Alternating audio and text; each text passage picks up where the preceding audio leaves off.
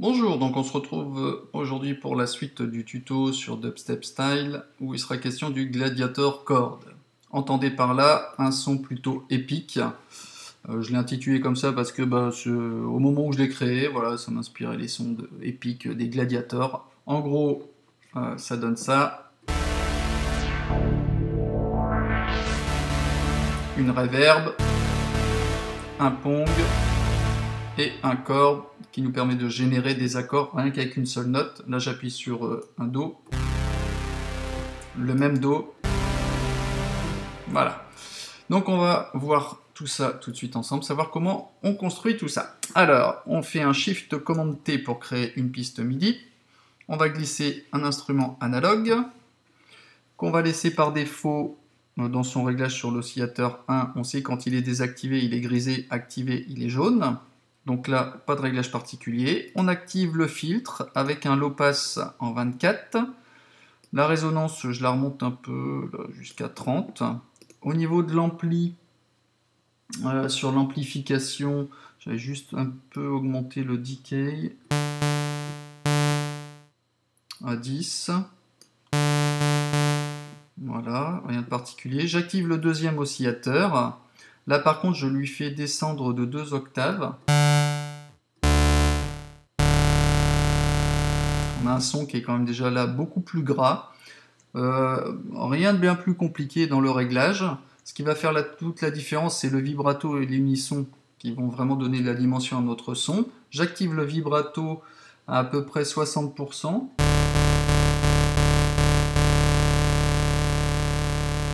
Faut pas qu'il vibre trop non plus. Le rate, je le laisse comme ça. J'active l'unisson qui dédouble quelque part les notes.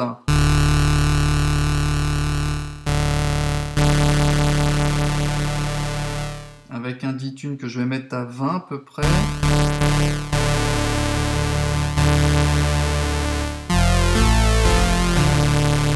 Voilà, on arrive à un gros son. Donc qu'est-ce qu'on va faire? On va ajouter dans les MIDI effects une petite chose qui s'appelle chord, qui va générer des accords. Quand vous le glissez ou si vous double-cliquez dessus, hop, il se met avant notre instrument. Et là, je vais sélectionner et je vais le mettre à... ça se compte en demi-ton, il me semble, ouais. Je vais le mettre à 7, à plus 7.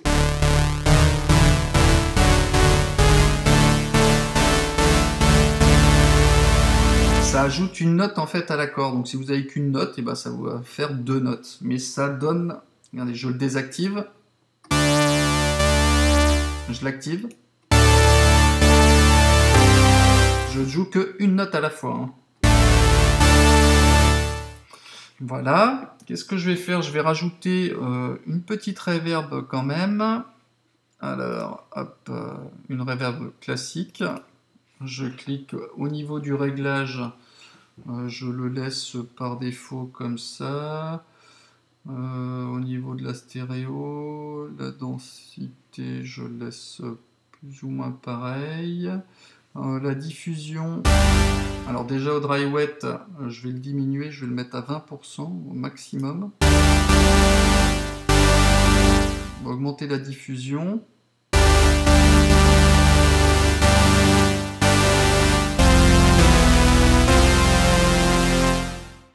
Ouais, ça c'est plutôt pas mal.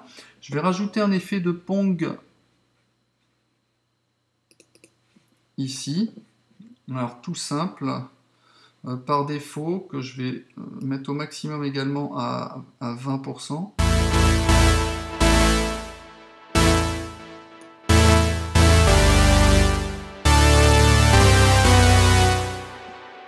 Voilà, donc ça me paraît plutôt bien.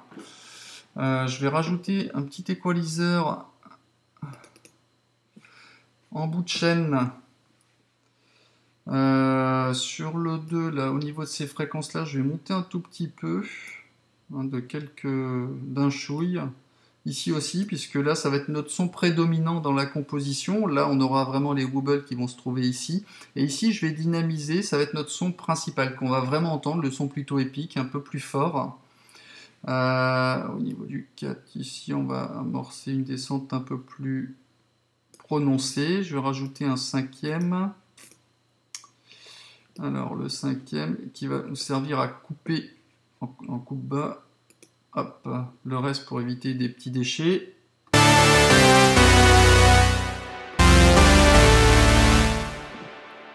Ok, qu'est-ce qu'on va faire maintenant? Je sélectionne le premier, le chord, clic gauche souris, j'appuie sur le bouton Shift et je clique gauche pour sélectionner tout l'ensemble des instruments et des effets. Je fais un clic droit et je fais grouper.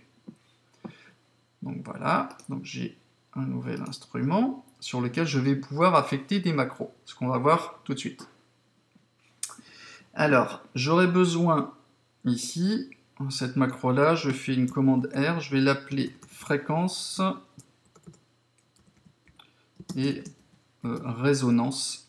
Je vais vouloir agir sur la fréquence et la résonance en même temps, sur une seule et même macro. Alors, qu'est-ce que je vais faire? Je vais faire un clic droit, affecté à fréquence-résonance, clic droit, affecté à fréquence-résonance. Alors, sur quelle amplitude je souhaite la faire varier? Alors, je rentre dans le Map Mode, je sélectionne mon bouton de fréquence, et au niveau de la fréquence, ici, je vais dire, je veux qu'il soit au minimum à 250, par exemple. Sinon, si vous n'arrivez pas à être précis, vous cliquez 250 avec votre clavier. Au maximum, 22 kg. Au niveau de la résonance, je veux qu'elle soit au minimum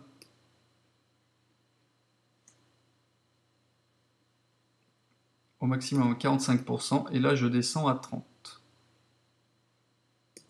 Ainsi, quand je joue, vous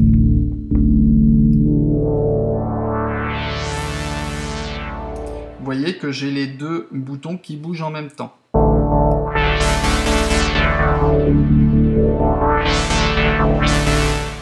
Je fais un clic droit, je lui affecte une couleur. Si je veux vraiment dissocier, je vais dire par exemple ça, cette couleur-là, ça va être tous les macros concernant l'instrument, par exemple. Je vais faire, par exemple, le dry wet, clic droit, je vais l'affecter à la macro 2. Donc ça, je le sélectionne, je fais une commande R pour la renommer, parce que ça, je vais mettre un reverb, pour que je sache quand même ce que c'est. Dry wet, par exemple. Voilà. Qu'est-ce que je veux dire? Ben pareil, je rentre dans l'édition, le dry wet, je veux qu'il soit au minimum à 0 et je veux qu'il soit au maximum à 20. Je ne veux pas dépasser le 20, c'est-à-dire à fond. Quand mon bouton sera vraiment à fond à droite, je ne veux pas qu'il dépasse les 20 pour ne pas avoir trop de reverb. Exemple.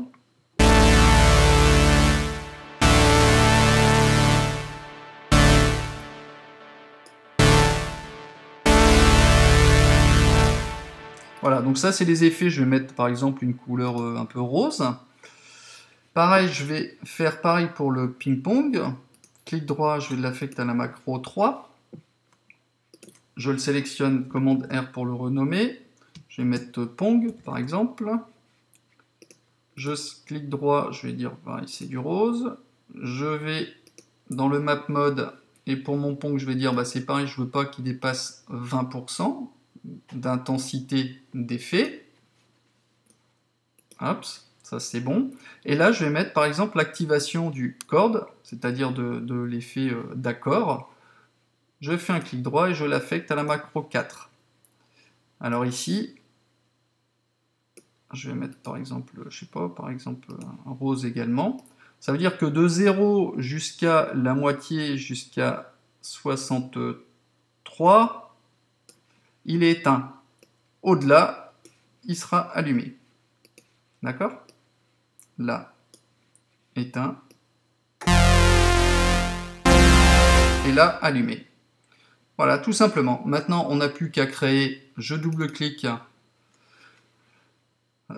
pour créer mon clip, vous commencez à connaître. Maintenant, je vais à une longueur de 8, j'ai une échelle de... je ne sais plus, a été combien mon échelle? On va mettre un 8e. Voilà.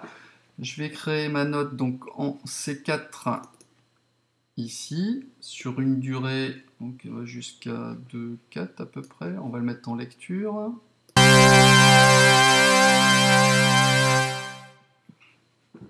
Hop. Après, je vais créer un G4.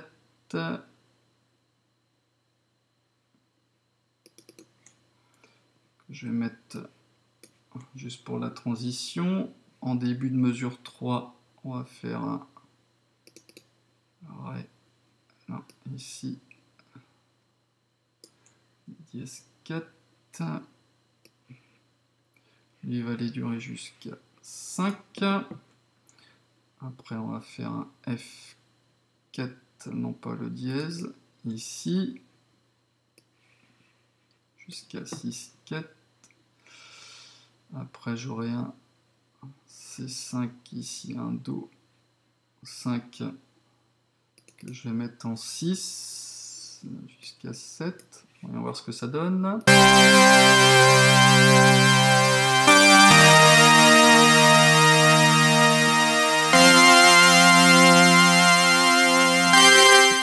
Alors après, j'aurai un G4 dièse qui va aller jusqu'au 8. Ensuite, un Sol là, qui va me faire la transition jusqu'à 8-2 à peu près. Je vais avoir ici un 4. Voilà, qui lui va aller juste avant le 8-4. Et un petit Fa qui va finir la boucle. Voyons voir ce que ça donne.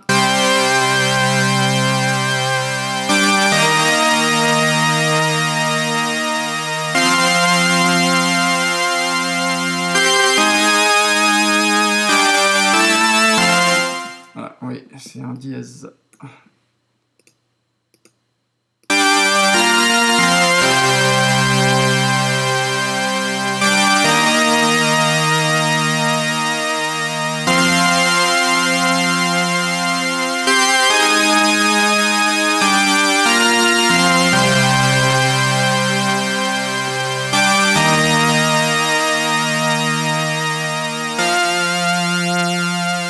Ça, c'est sans le corde.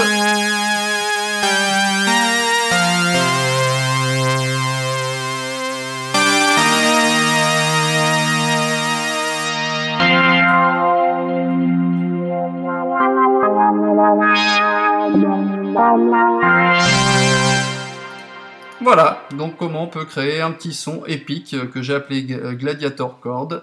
Donc au final... Voilà, bon, je le supprime, hein, ça nous redonne ça.